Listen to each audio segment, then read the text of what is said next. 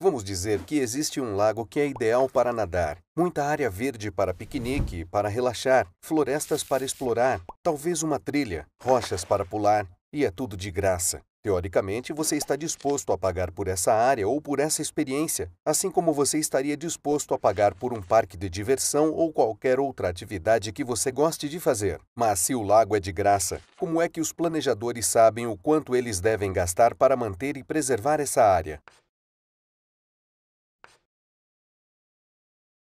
Apesar de não precisarmos pagar para usarmos o lago, como acontece com um parque de diversão, existem alguns custos indiretos envolvidos nisso. Você tem de gastar algum dinheiro para chegar lá, tarifa de ônibus, combustível, e você vai ter ainda o custo de oportunidade do seu tempo. Esses são os custos econômicos da sua viagem. Então, se as pessoas tratam os custos de viagem da mesma forma com que lidam com um preço, significa que elas acham que estão ganhando pelo menos esse valor com essa experiência. Aqueles que têm de pagar custos maiores, pessoas que moram mais longe, vão ir provavelmente menos ao lago do que as pessoas moram mais perto com custos menores. Então, nós podemos fazer algo parecido com o que fizemos num vídeo anterior, onde nós pegamos os dados de preço e de consumo dos anos anteriores e, com base nesses dados, rodamos algumas regressões e construímos nossas equações. Nós fazemos a mesma coisa aqui, mas ao invés de usarmos os custos do produto ou do serviço, usamos os custos de viagem.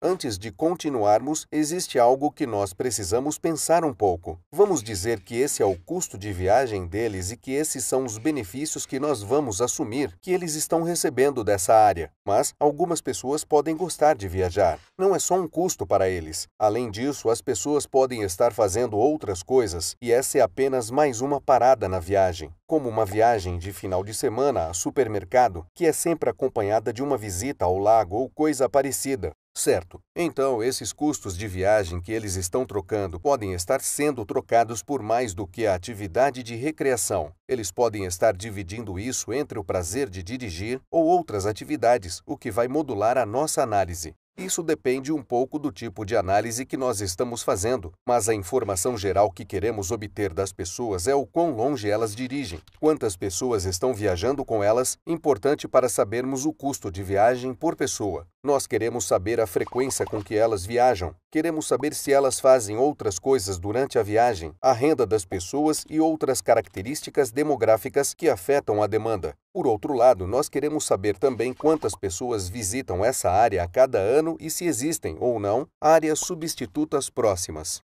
Se nós pudermos coletar todas essas informações, nós podemos rodar algumas regressões e tentar obter a relação entre essas variáveis e a quantidade de áreas usadas, ou simplesmente a demanda. Depois, nós podemos brincar com a taxa de juros, diminuir o custo que as pessoas têm de pagar e ver se é lucrativo ou não. Ou nós podemos também juntar toda essa informação sobre o que as pessoas fazem nessa área, descobrir qual é a proporção de pessoas que vêm ao parque para nadar, caminhar e depois podemos prever como o valor dessa área irá mudar com potenciais ameaças ao meio ambiente ou ver se vale a pena investir em melhoramentos. Alguns pesquisadores olharam para o valor recreacional da pesca de abalone ao longo da costa da Califórnia. Conservação estratégica, na verdade. Para pescar abalone, você tem de ser registrado e manter um registro nos lugares onde você pescou abalone. Então, eles simplesmente olharam para esses dados para determinar a população de pescadores e aonde eles vão. Uma pesquisa por telefone com um subconjunto dos membros registrados foi feita e os resultados expandidos para toda a população de pescadores registrados.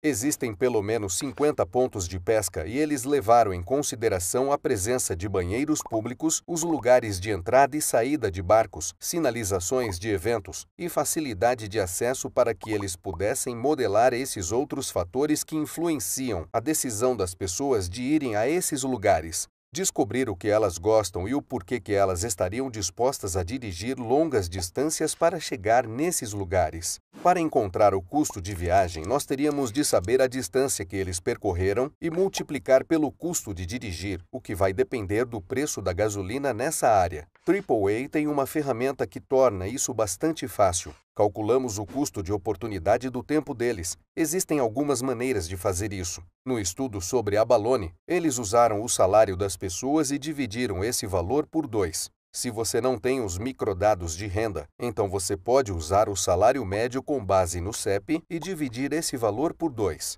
Nos Estados Unidos, eles têm o salário das pessoas no censo. Nós também podemos usar o valor de alguns bens. Você sabe, se as pessoas têm de sair de suas casas para buscar água ou outros materiais, podem ter custos de viagem envolvidos nisso. Mas esse método é utilizado principalmente para avaliar valores recreacionais. No próximo vídeo, nós vamos olhar para o preço das casas como uma forma de valorar os serviços ecossistêmicos.